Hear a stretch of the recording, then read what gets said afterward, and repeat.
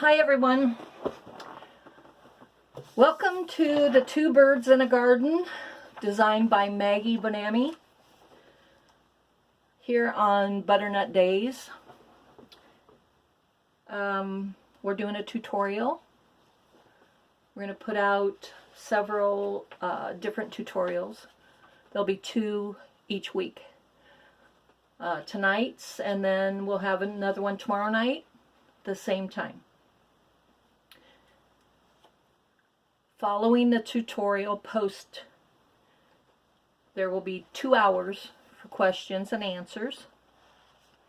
I will be there to help you with your questions.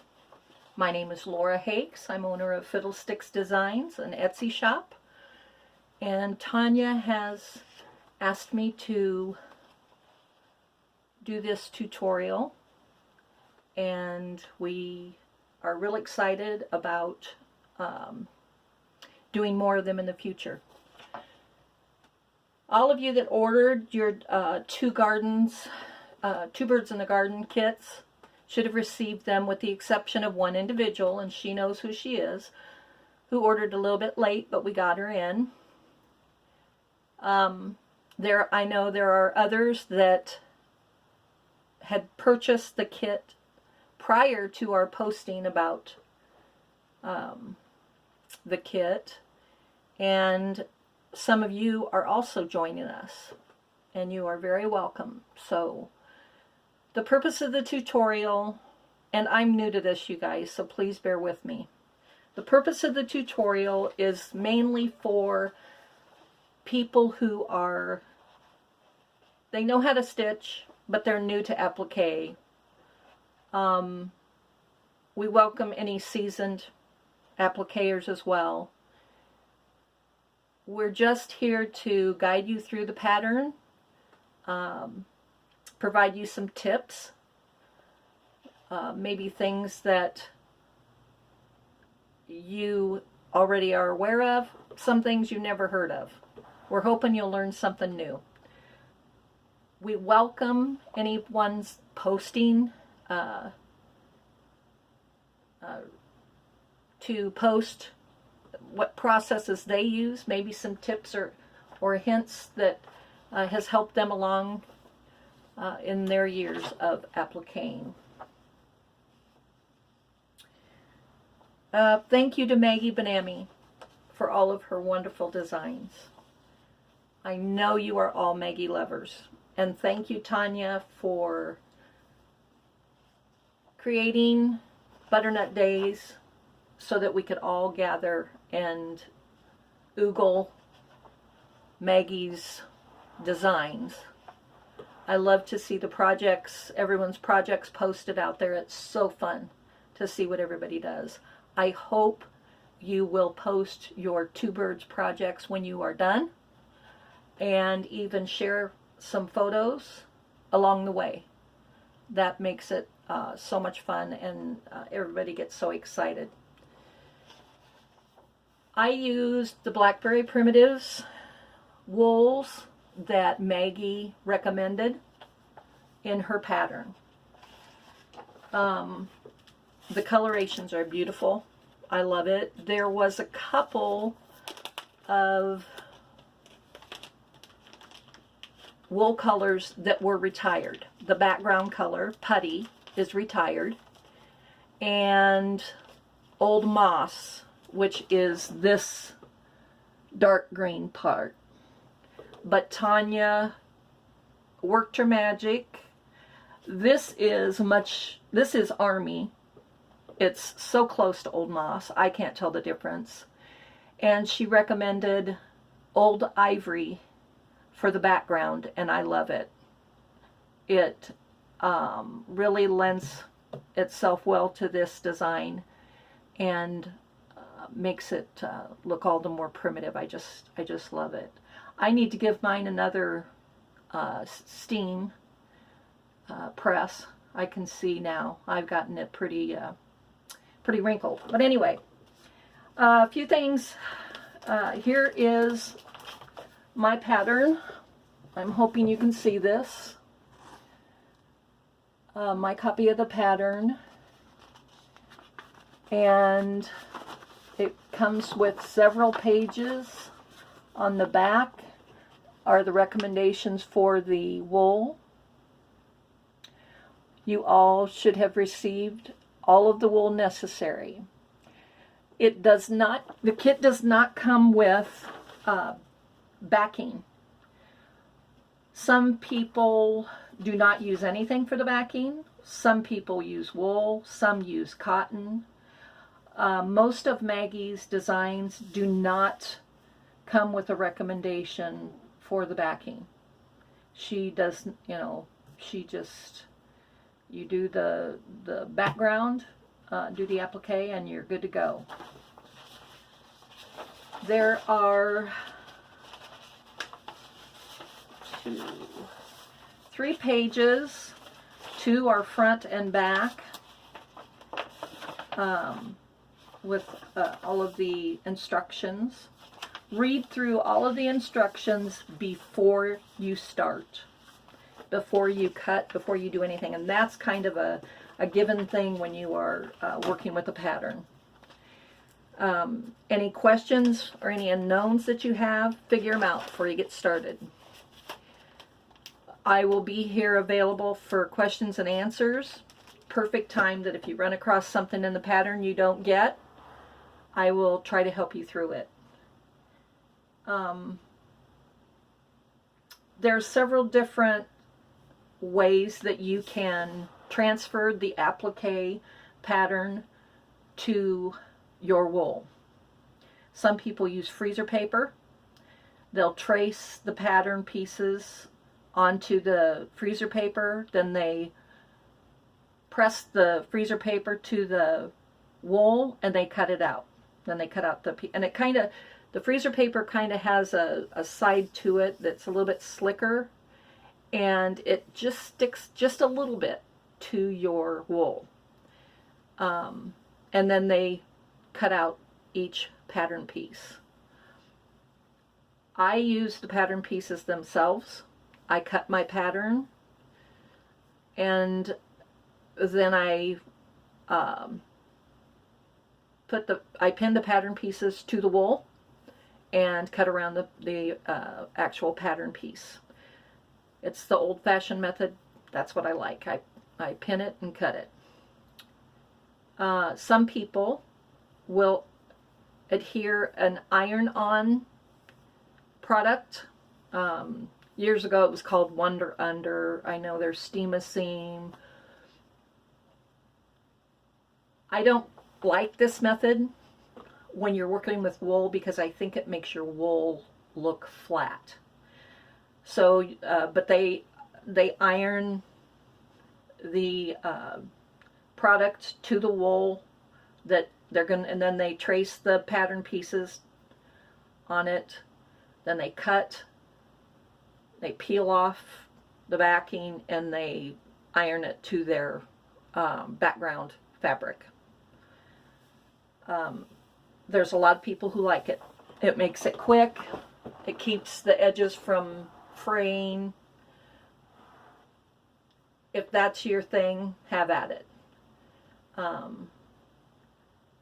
After I cut my pieces, I pin them in place with straight pins and stitch away. I use thread, very few colors, normally a medium brown color. I think Maggie does the same. She's got a favorite color. You would have gotten that color in your goodie bag if you purchased one of our kits, along with your candy and a notepad to make some notes. But that's the color that I use mainly. Every once in a while I'll use a white or an ecru color. So, you need to decide, what is your preferred method for cutting out the pieces? What's your preferred method for stitching them, or for adhering them to the background? Some also use an applique glue. Don't use regular glue. No Elmer's. Not wood glue. We use fabric glue. Applique glue, in fact. And Roxanne's is one that comes to mind. A lot of people like that brand. And it just adheres it to your fabric enough to get it to stay there for a little while until you stitch it. You can peel it up and move your pieces around.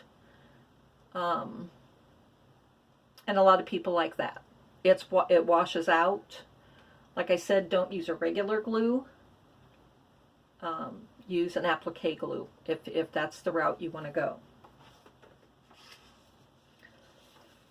I iron my background before I start because it'll be wrinkled when you get done, but you need it as flat as you can get it. I always lay a pillowcase or a sheet on it because I don't trust my iron, and my iron has the steam holes and it will leave marks. It will leave impressions and they don't come out easily.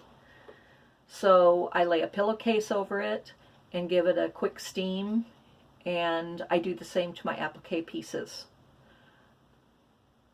The Blackberry Primitives wool is a dream to work with. I absolutely love it. It's fun to come up with your own colorations, but when you see something good, and Maggie's she puts a lot of thought into it. It's hard to go away from the colorations that she has come up with, because there is a lot of thought in it, and this is just a beautiful piece when it's finished. I finished mine out into a table runner. It is gorgeous, finished out into a pillow, a big long pillow. I have a big antique railroad bench, and I'm thinking I might need to make another one of these and make it into a pillow just for that bench. But it's very versatile. It's got, it's a really neat design. A lot of neat little quirks about it that I like. Original design things with the scallop along the grass. I gathered mine just a little bit so that it would have a little more movement. But this is a real fun feature. I really like that. And you don't see it, you see it on Maggie pieces, but you don't see it on a lot of other applique pieces. So I think this is a Maggie original, this stuff here. So, but a lot of stuff to play with, and although it's an older design, I think it's a timeless piece. I think it's a timeless piece.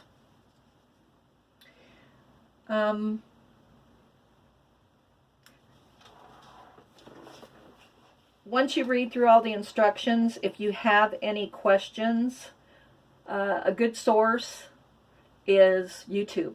That's my favorite source, YouTube. If you don't know how to do a whip stitch or something like that, go out there. Or Google it. You'll find all kinds of things. But if you need help, that's what we're here for. Tanya, and I'll be there, and Julie will be watching for your questions, and we'll help you guys along. For those of you who are have been doing this for a long time, you've probably got it half finished already. For those of you who are just learning applique or just perfecting it, each time I have the tutorial, I'll leave you with a few things to do, to have done by our next tutorial, if you want to be at the stage that we'll be at and I'll be teaching at. Tonight, I would say you should read through the pattern and press your background and your fabrics and get them cut out. Tomorrow's tutorial will be stitching the flowers heads together.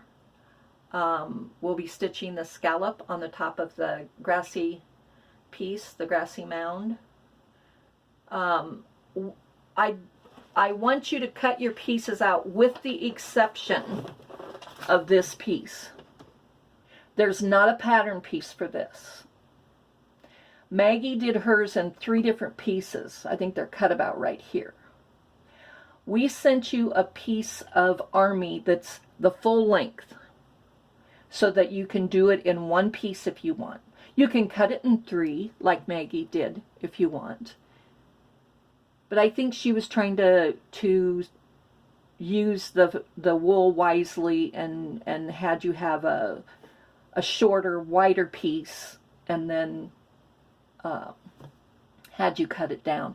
There's not a pattern piece for this one, but I'm going to show you just an easy way of how to get it cut. It's so simple. There's not a lot of thought to it. Maggie talks about it in the pattern, and so, you know, go ahead and read through it. But we're going to cut that together tomorrow. This army piece, this dark green piece. We are also going to cut the scallops together tomorrow. I'll show you an easy way to cut the scallops.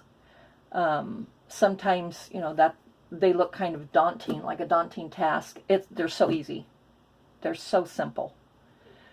And then have all of your pieces to your flower heads, the red and all of the different layers, because we're going to go through how to put those together. When you cut your leaves, I can't stress this enough. And you should do this on every pattern piece. Label them. Keep the pattern piece with them.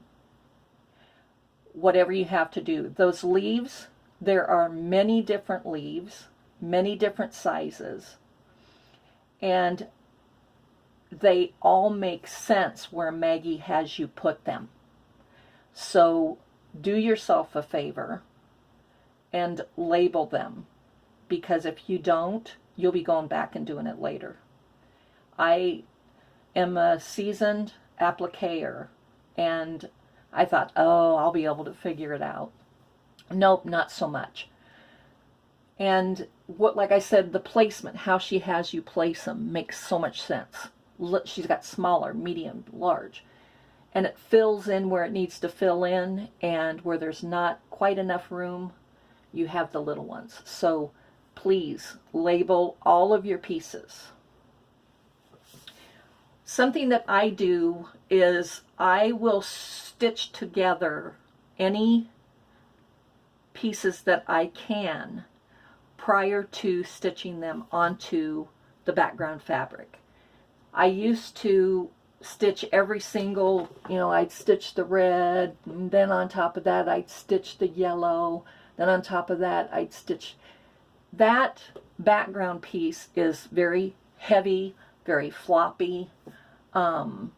Now I stitch anything that's in layers. The leaves have veins going up them. I don't know if you can see them in the picture. The flowers have, this one here has 1, 2, 3, 4 layers.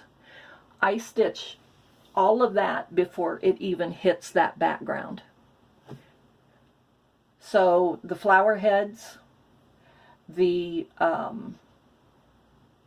leaves with the veins, the scallop, those are all, and the bird's eyes, those are all stitched before they even go on here. Tomorrow night we'll talk about what layer goes on when. When do you put on your grass and stitch it down? When do you put on the birds? How do you measure and get it where Maggie has it, or as close as you can get it?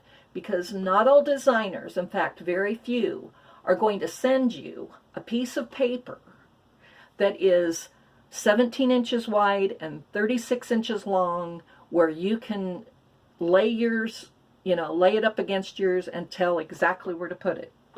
And that process isn't even going to work. But I'll show you a little trick that I use in all of my patterns that will help you estimate where to put everything. We'll do that tomorrow night. But tonight, get all of your pattern pieces cut out, all of your wool cut out, all of your applique pieces is what I'm trying to say. Get all of your applique pieces cut out, with the exception of the dark green grassy mound. We'll cut that together. The scallops, just tear them into the strip. Well, don't even do that, because I've got a tip on that. So anything that has to do with the grass, we'll go over that tomorrow night. And we'll get that done together. Let's see. I got to look at my notes here so I make sure. I know that I've missed things that I wanted to talk to you about. Have all your tools ready. Your pattern pieces, your scissors, threads, flosses, needles, pins, tape measure, anything, whatever. A little notepad to take notes. But remember, this tutorial, it's a video. I mean, you can watch it 99 times if you want to. I know you don't want to listen to me 99 times, but you can go back and find the places that you need to listen to again. And that'll be more tomorrow, some of the detail that we go through tomorrow. We'll go through some different stitching and things like that, different processes. So, again, I will be on until 10 o'clock tonight for questions. I'm hoping that Facebook will approve this by 8 o'clock. I wasn't aware that they had to approve this, so, and I'm hoping that we don't have any issues getting it out there to you guys. But again, a big thank you to Tanya for making this Facebook page available to us. Thank you, Maggie, for all of your wonderful designs. I know everybody wants, the Maggie followers want all of your designs they can get their hands on. And you make it happen for us, and we are so grateful for that. So until tomorrow, with the exception of the question and answer session tonight, until tomorrow, have your pieces all cut and ready, and I'll go through. It'll be a little more interesting tomorrow, and I won't jabber so much. So, and I'm sorry that all you're looking at is a stagnant picture, but I'm just learning this, and I'm not very good. So hopefully it recorded properly this time. Thanks so much, everybody, and we'll see you later.